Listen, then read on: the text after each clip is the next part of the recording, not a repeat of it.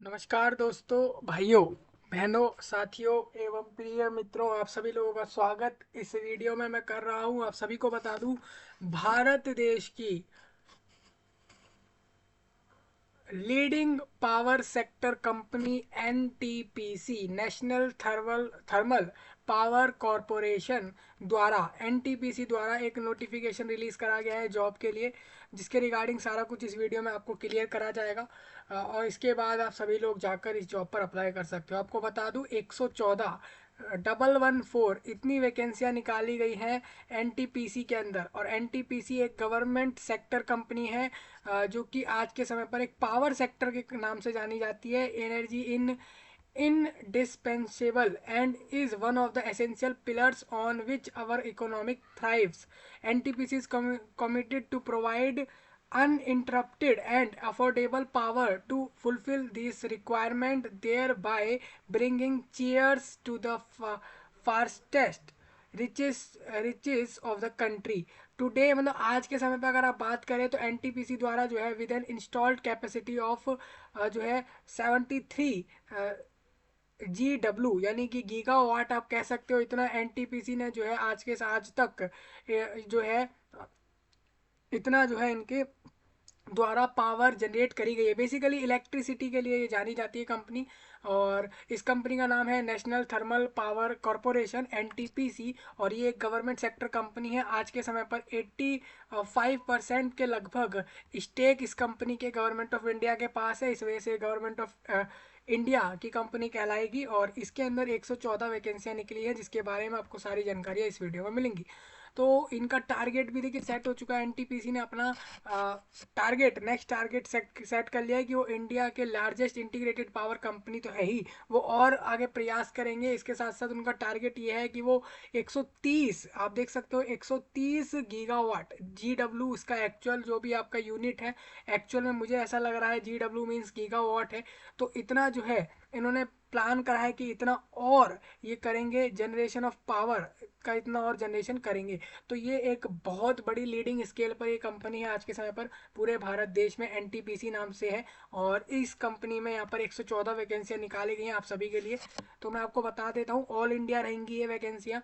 Eligibility, qualification और salary और क्या काम करना होगा, इसके अलावा बेनिफिट्स क्या क्या होंगे, और सिलेक्शन प्रोसीजर क्या रहेगा इन पोस्टों पर, सारी जानकारी आपको इस वीडियो में दी जा रही है। इसके बाद आप सभी लोग अप्लाई जाकर कर सकते हो। चलिए हम चलते हैं नोटिफिकेशन की तरफ। नोटिफिकेशन में आप देखोगे तो इन्होंने जो वैकेंसियाँ दी है, एनटीपीसी माइनिंग लिमिटेड जो है। अब अगर बात करें एनटीपीसी का माइनिंग लिमिटेड, तो उसका सब्सिडरी हो जाएगा एनटीपीसी का ही कंपनी का। मतलब एक कंपनी के अलग अलग विभागों की बात होने लग जाए तो वो बेसिकली वो उसके सब्सिडरी हो जाते हैं, मतलब उसी के पार्ट हो जाते हैं। सब्सिडरी मीन्स क्या है कि सब सब पार्ट हो जाएंगे उसके। तो आपको बता दूं about NTPC mining limited. NTPC mining limited जो है वो 2019 में बनाई गई as the wholly owned subsidiary of India's largest integrated power sector company is looking for newly qualified। ये जो है आपकी एनटीपीसी कंपनी के ही एक सब्सिडरी में जॉब रहेगी, जो कि माइनिंग लिमिटेड रहेगा। और इसके अंदर ये कह रहे हैं हम ढूंढ रहे हैं एक नए क्वालिफाइड, मतलब कि जो आज के लोग हैं, बेसिकली जो आज के जनरेशन के लोग हैं, जो कि न्यूली क्वालिफाइड हो, एक्सपीरियंस हो, ऐसे पर्सन चाहिए हमें इन कोल माइनिंग के अंदर, in the trades of mining over man. हमें अलग अलग ट्रेड्स के लिए चाहिए। बेसिकली हमें जो है एक माइनिंग ओवरमैन, मैगजीन इंचार्ज और मैकेनिकल सुपरवाइजर और electrical supervisor, vocational training instructor और जूनियर माइन सर्वेयर, माइनिंग सिरधर सिरदार डिसिप्लिन्स, इन जैसे नाम की पोस्टों पर हमें लोग चाहिए। तो बेसिकली यहाँ पर आपको मैं वैकेंसियाँ बताता चलता हूँ, किस पोस्ट पर क्या वैकेंसियाँ हैं, कैटेगरी वाइज आपको बता देता हूँ। और इन्होंने प्रोजेक्ट के नाम बताए, आप प्रोजेक्ट के नाम सुनोगे। इनको जो ये लोग चाहिए वो इनको अलग अलग प्रोजेक्ट्स के लिए चाहिए, ठीक है। और यहाँ पर मैं आपको वैकेंसीज कैटेगरी वाइज तो बताऊंगा ही, साथ में बैकलॉग वैकेंसियाँ भी क्लियर करता चलूंगा। BL मीन्स बैकलॉग वैकेंसीज रहेंगी, जो वैकेंसीज पिछले रिक्रूटमेंट में खाली रह गई एनटीपीसी द्वारा और वो अब भरी जा रही है। तो प्रोजेक्ट आपका एक है पकरी परवाधी, पखरी बर्वादी करके एक प्रोजेक्ट है इनका, जो कि जिसमें 8 वैकेंसी ले रहे हैं माइनिंग ओवरमैन की पोस्ट पर, जिसमें से 2 वैकेंसी अनुसूचित जाति को जाएंगी, एक उसमें बैकलॉग वाली होगी। और एसटी अनुसूचित जनजाति की 6 वैकेंसियां हैं इसमें, जिसमें से एक नई है और 5 बैकलॉग है। ठीक है। और इसी तरीके से आप देखोगे तो चट्टी चट्टी बरा बरियातू, ये इनका नाम, इस नाम से प्रोजेक्ट है। केरनदारी और दुलांगा और थलाई पल्ली, आप देखोगे तो इनके प्रोजेक्ट्स अलग अलग आपको जो दिख रहे हैं, इनके अंदर इनको चाहिए इतनी लोगों की रिक्रूटमेंट ये कर रहे हैं माइनिंग ओवरमैन में। सेम इन्हीं प्रोजेक्ट्स पे आप अगर देखोगे, इनको मैगजीन इंचार्ज भी चाहिए, मैकेनिकल सुपरवाइजर भी चाहिए, इलेक्ट्रिकल सुपरवाइजर, और सभी लोग अपनी अपनी वैकेंसियों को अपने अपने पोस्ट के हिसाब से यहाँ से देख सकते हो। थोड़ा आगे चले तो आप देखोगे तो ये वैकेंसी घट बढ़ सकती हैं, और ये वैकेंसी अभी 114 है टोटल। अगर आप पूछे मेरे से टोटल वैकेंसीज कितनी है तो 114 है। आपको बता दूं, एनी वैकेंसी एनवार्क जो भी ईडब्ल्यूएस में वैकेंसी दी गई है, और मान लीजिए ईडब्ल्यूएस वाले कैंडिडेट उनको नहीं मिलते, तो ऐसे में वो फिल करी जा सकती हैं सुटेबल कैंडिडेट से। ठीक है। मतलब कह रहे हैं कोई ऐसी वैकेंसी जो ईडब्ल्यूएस को कह रहे हैं और ईडब्ल्यूएस नहीं मिलते हैं, तो वो वैकेंसी दूसरे कैटेगरी वाला कैंडिडेट फिल कर सकता है। और ऐसी वैकेंसी जो है रिक्रूटमेंट शैल नॉट बी, तो इनको आगे वाले रिक्रूटमेंट में नहीं डाला जाएगा, इसको इसी में भर के कंप्लीट किया जाएगा ईडब्ल्यूएस वाले को। एलिजिबिलिटी क्राइटेरिया ये है, माइन ओवरमैन और मैगजीन इंचार्ज के लिए आपका full time regular diploma mining के अंदर होना चाहिए किसी भी इंस्टीट्यूट से of repute with minimum 60% marks के साथ। अगर आप रिजर्वेशन कैटेगरी में हो तो मिनिमम आपका सिर्फ पास होना जरूरी रहेगा। ओवरमैन सर्टिफिकेट भी होना चाहिए आपका of competency under CMR from DGMS for coal के लिए, और वैलिड फर्स्ट एड सर्टिफिकेट भी आपके पास होना चाहिए इशूड कराया हुआ, जो कि DGMS के द्वारा कराया गया हो। मैकेनिकल सुपरवाइजर में फुल टाइम डिप्लोमा चाहिए मैकेनिकल में, या फिर प्रोडक्शन इंजीनियरिंग में चाहिए होगा। 60% कम से कम यहाँ पर आपका पासिंग परसेंटेज माना जाएगा। बाकी जो SC ST रहेंगे उनका सिर्फ पास होना जरूरी रहेगा। आगे अगर आप देखते हो तो इलेक्ट्रिकल सुपरवाइजर में भी डिप्लोमा इलेक्ट्रिकल और इलेक्ट्रिकल इन इलेक्ट्रॉनिक्स चाहिए होगा। वोकेशनल ट्रेनिंग इंस्ट्रक्टर जैसे पोस्ट के लिए डिप्लोमा इन माइनिंग और इलेक्ट्रिकल मैकेनिकल जैसे होने चाहिए, इनमें से कोई भी एक, और वो भी आपका 60% मार्क्स के साथ पास होना चाहिए। तो सभी लोग यहाँ से देख सकते हैं अपनी अपनी क्वालिफिकेशन को। और मैं आपको बता दूं यहाँ पर डिप्लोमा वालों के लिए है, और साथ में माइनिंग सिरदार नाम की पोस्ट है, इसमें आपका 10वीं पास होना जरूरी रहेगा, और आपका माइनिंग सिरदार सर्टिफिकेट होना चाहिए of competency issued by DGMS द्वारा फॉर कोल के लिए, और एक वैलिड फर्स्ट एड सर्टिफिकेट होना चाहिए 60% के साथ। हाँ, और रिजर्वेशन वाले SC ST वालों का सिर्फ पास होना जरूरी रहेगा अपने 10th में। यहाँ पर कहा जा रहा है सिर्फ 10वीं पास लोग भर सकते हैं, अप्लाई कर सकते हैं माइनिंग सिरदार में। अपर एज ये रहेगी 30 साल रहेगी, 30 ईयर रहेगी। आपको बता दूं सीरियल नंबर अगर आप 5 में देखते हो, वोकेशनल ट्रेनिंग इंस्ट्रक्टर को छोड़कर बाकी सारे पोस्टों की 30 साल मैक्सिमम एज है अप्लाई करने की, और ये इन्होंने यहाँ पर लिख दिया है।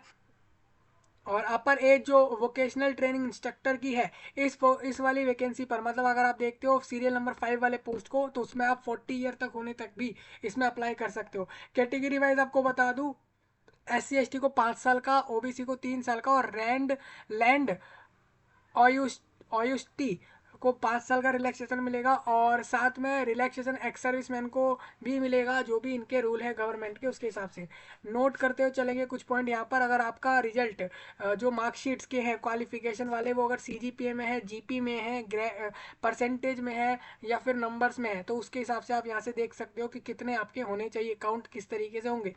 इमोल्यूमेंट्स, और बता दूं मंथली आपको यहाँ पर सैलरी आपको फिक्स्ड 50,000 रुपये मिलेगी। सीरियल नंबर 1 से 6 तक की सारी पोजीशन वालों को 50,000 रुपये हर महीने फिक्स्ड मिलेंगे सैलरी के तौर पर, और मंथली और कंपनसेशन भी एट सीरियल नंबर 7। आपको बता दूं जो 7 नंबर सीरियल में है, यानी माइनिंग सिरदार की पोस्ट पर 40,000 रुपये मिलेंगे। आप देख सकते हैं 40,000 रुपये 10th पास को मिल रहे हैं इस पोस्ट पर, आप देख सकते हो। इन एडिशन मेडिकल फैसिलिटीज़ खुद के लिए भी, जीवन साथी यानी वाइफ के लिए भी, अगर आपकी वाइफ है, अगर कोई मेल कैंडिडेट अप्लाई कर रहा है, महिला अप्लाई कर रही है, जो भी है, तो आप देख सकते हो आपके जीवन साथी को और आपको, और एंड 2 चिल्ड्रन और 2 बच्चों को, बेसिकली 2 बच्चों को यहाँ पर फ़ायदा मिल जाएगा मेडिकल फैसिलिटीज़ का। भले ही आपके कितने भी चिल्ड्रन हो, 2 हो, 4 हो या जितने भी हो, बेसिकली 2 चिल्ड्रन को यहाँ पर फ़ायदा मिल रहा होगा। एंड एचआरए और company accommodation, HRA house rent allowance भी यहाँ पर दिया जाएगा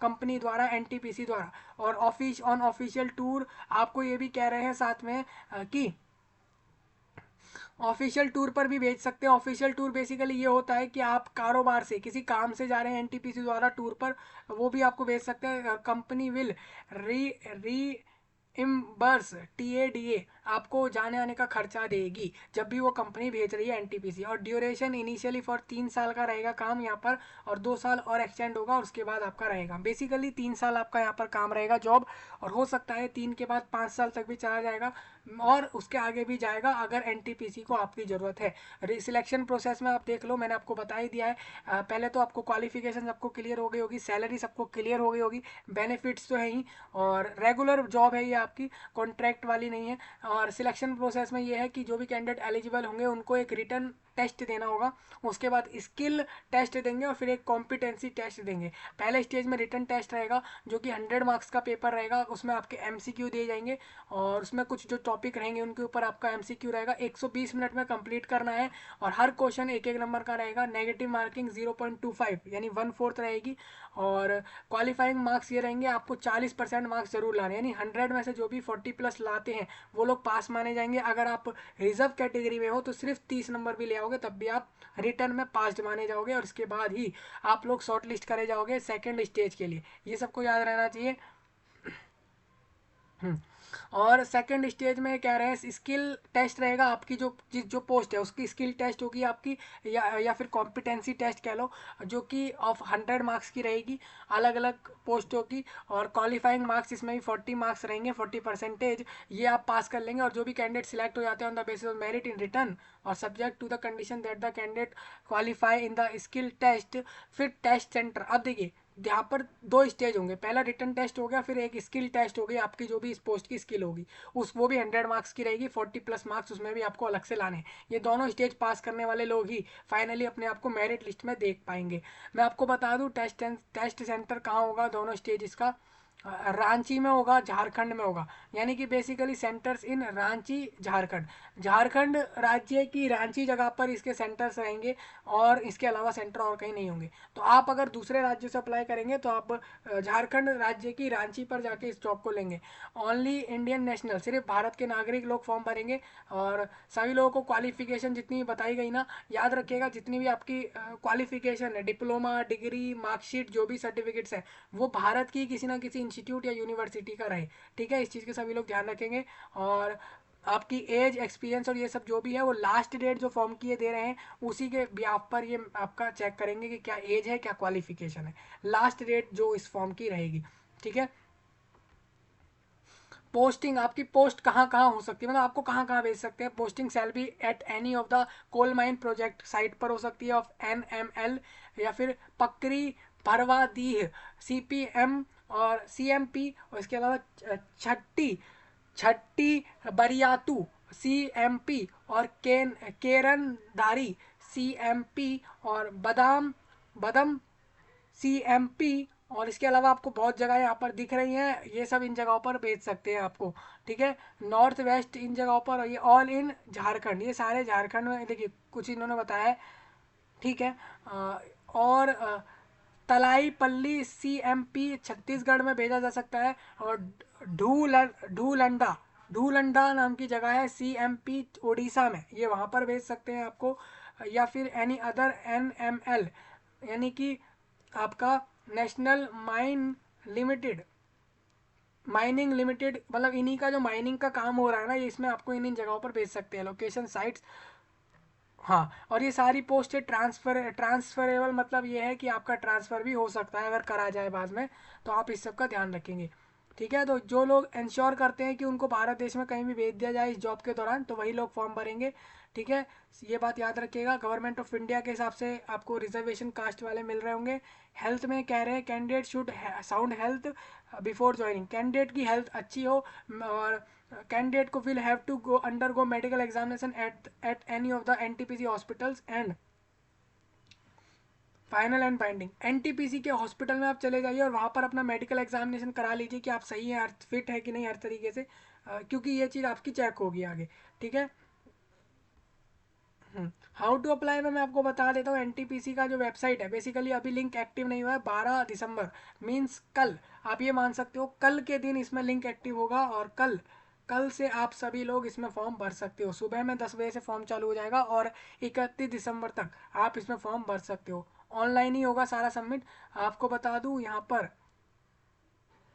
जो भी कैटेगरी, जो भी ऐसे कैटेगरी से आ रहे हैं जो रिजर्वेशन नहीं रखते, 300 रुपये पे करेंगे।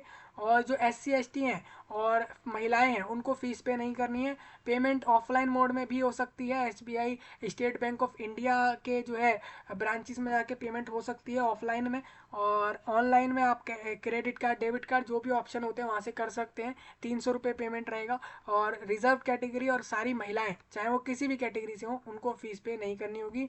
देखिए ऑनलाइन मोड आपको पता ही है, डेबिट कार्ड, क्रेडिट कार्ड यहाँ दिखाए गए हैं। फीस एक बार भरने के बाद वापस नहीं होगी, समझ के सोच समझ कर आप यहाँ पर अप्लाई करें। और उसके बाद आप देखोगे तो मैं आपको एक चीज़ और बता दूँ यहाँ पर,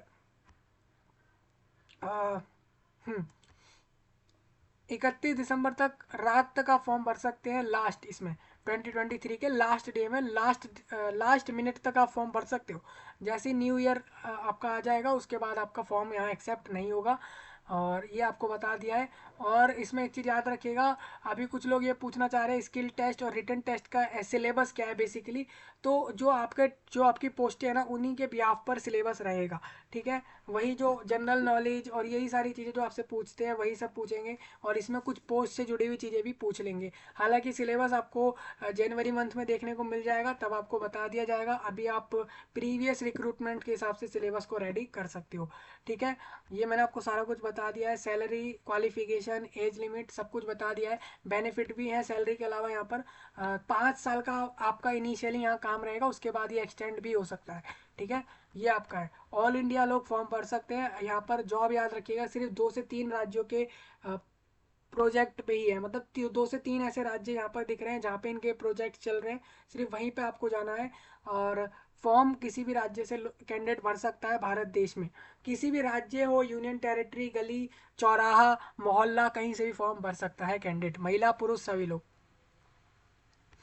तो ये आपका नोटिफिकेशन था। लिंक कल आपको मिल जाएगा। आप रजिस्ट्रेशन कर लेना, फोटो साइन अपलोड कर देना वहाँ पर। और डॉक्यूमेंट जो भी अपलोड करने करके फीस पेमेंट करके सबमिट करके उसका प्रिंट लेके जरूर रखना। ये आपका प्रोसेस होगा अप्लाई करने का इस जॉब पर। 114 वैकेंसी टोटल है ऑल इंडिया बेस पर। चलिए आपसे मिलते हैं नए वीडियो में। आपसे एक चीज़ और कहूँगा, कोई ऐसा पॉइंट लगे ना नहीं समझ आता है तो ज़रूर उसको बताइए, बता दीजिए आप सभी लोग वीडियो के सही नीचे। चलिए आपसे मिलते हैं नए वीडियो में, तब तक के लिए आप सभी का धन्यवाद।